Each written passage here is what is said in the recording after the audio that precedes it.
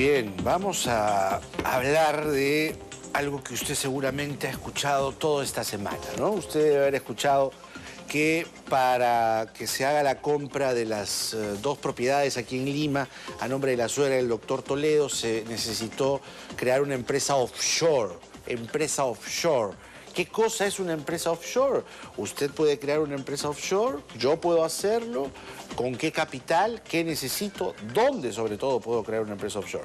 Vamos a conversar en nuestro bloque de economía con el señor Gerardo Novoa, que es director de asesoría tributaria. Señor Novoa, gracias por venir. De Grupo Verano. Sí.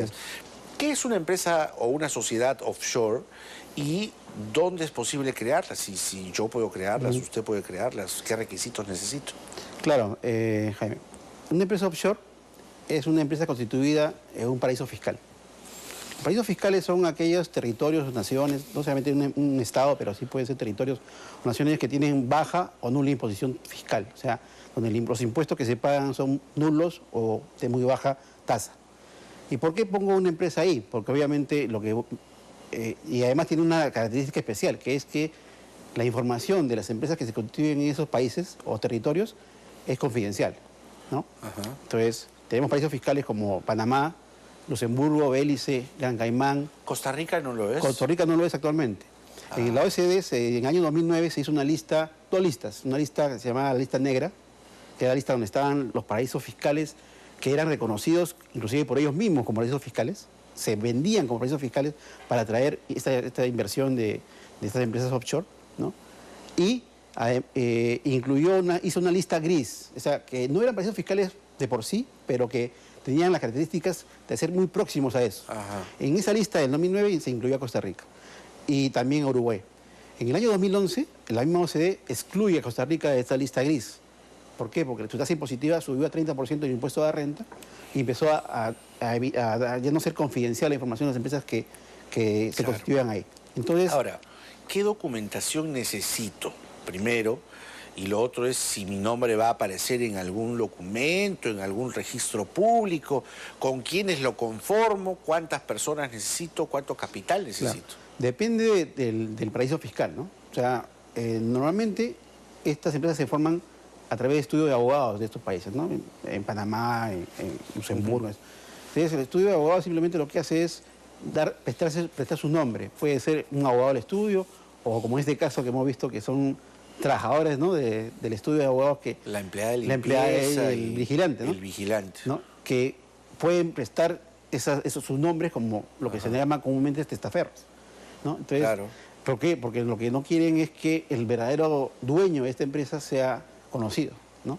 Y eso obviamente por dos razones. Una, porque se quiere ocultar patrimonio, o porque se quiere eludir o evadir impuestos. Ajá. Es lo más común, ¿no? Por eso es que las empresas offshore son actualmente muy criticadas y los paraísos fiscales están siendo muy cuestionados, ¿no? ¿Para qué se usa normalmente una empresa offshore? ¿Y por qué cuando uno escucha el término necesariamente lo vincula con lavado de dinero? De activos, claro. Son dos razones por las cuales se puede usar una empresa offshore, ¿no? O sea, para evitar impuestos en el país donde el accionista real de esta empresa reside, o para lavar con dinero, que es un tema ya mucho más grave, porque es un tema de corrupción o de narcotráfico, ¿no? Ahora, ¿por qué? Porque hay una regla mundial prácticamente que es que todos los que residen en un país tributan el impuesto de renta en ese país por su renta de fuente mundial. O sea, yo puedo tener una casa en Miami, la tengo alquilada, y esa casa que yo tengo alquilada, esa renta que percibo en Miami, tengo que tributarla en el Perú, por mi criterio de fuente mundial. ¿Cómo evito ese impuesto? Simplemente constituyo un offshore en Panamá y hago que esta casa esté a nombre de esta empresa. Como esta empresa está en un paraíso fiscal, no va a tributar el impuesto de renta, ¿no es cierto? Porque en ese país es nulo. Y yo no tengo que tributar acá porque yo no soy el propietario de la casa. Entonces, esa es la principal razón de una empresa offshore, es el eludir los impuestos, ¿no? Eludir los impuestos nacionales del accionista. Y la propiedad también, ¿no? Y el patrimonio. ¿Por qué? Porque hay una regla que en casi todos los países del mundo se aplica, que es el incremento patrimonial no justificado. Claro. Si yo me compro una casa o un carro y no tengo cómo justificar con qué fondos, ¿no? Compré esa casa porque no declaré esos ingresos al fisco, la SUNAT puede presumir legalmente que esa diferencia entre mis ingresos declarados y mi patrimonio aumentado, esa diferencia es renta gravada, ¿no? Y si, por ejemplo, mi esposa y yo queremos comprar una casa en Las Casuarinas, y un departamento lindo frente al Jockey Plaza, yo no quiero que mi nombre aparezca, yo, ¿no? Ni mi esposa tampoco, no le gusta que aparezca el nombre. Puedo decirle a mi suegra que a través de ella conformemos una empresa offshore, que ella preside el directorio de la empresa y a través de la empresa offshore yo puedo comprar esas dos propiedades y claro, jamás van a aparecer mis exactamente, nombres. exactamente. Sí se puede. Se puede, y lo hubieran hecho genial. en un paraíso fiscal, no en Costa Rica, por ejemplo, en Islas Caimán, y nadie se había enterado que la señora era la accionista o dueña de esa offshore. O sea, si quiero que mi nombre no aparezca, no tengo que ir a Costa Rica. No, ahorita no. Ahora no. Entonces, ¿por qué? Porque yo creo que el tema no ha sido un tema tributario. ¿Por qué te digo, Jaime? Porque si yo compro una casa actualmente, ¿no?, en el Perú, a mi nombre, ¿no? Yo soy peruano, resido en Perú, y la quiero alquilar. Entonces, esa renta que yo percibo por el alquiler de la casa va a tributar 5%, que es un régimen especial para las personas naturales. En cambio, si yo tengo esta casa a nombre de un offshore, ¿no?, y la alquilo, la renta que tiene que pagar ese offshore, igual la tengo que pagar porque así sea no domiciliado, la casa está en el Perú, es 30%. O sea, hay una diferencia de 25 puntos de la tasa impositiva del impuesto de renta, que si yo quisiera la casa para que me rente, ¿no?, como alquileres, hubiera sido el peor negocio hacerlo así. ¿Te das cuenta? Entonces, no es un tema tributario. O sea, lo que ha pasado en el caso del expresidente Toledo no es un tema impositivo. Tiene otras, para mí, connotaciones. Por ejemplo, que no quiero que sepan que yo tengo ese patrimonio, ¿no?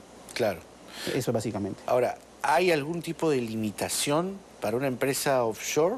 ¿Qué no puede hacer o qué no puedo hacer con una empresa offshore? Ya, o sea, hay limitaciones de orden tributario. O sea, yo no puedo deducir, si yo soy una empresa que quiero deducir gastos y recibo servicios de una empresa offshore, esos gastos no son deducibles. Tengo limitaciones a que esta empresa pueda hacer préstamos a una empresa nacional o a una persona natural, porque los préstamos, los intereses de no domiciliados tienen una tasa también rebajada de 4.99%. Pero si ese préstamo viene de un precio fiscal, de una empresa offshore, de un precio fiscal, la tasa impositiva es 30%.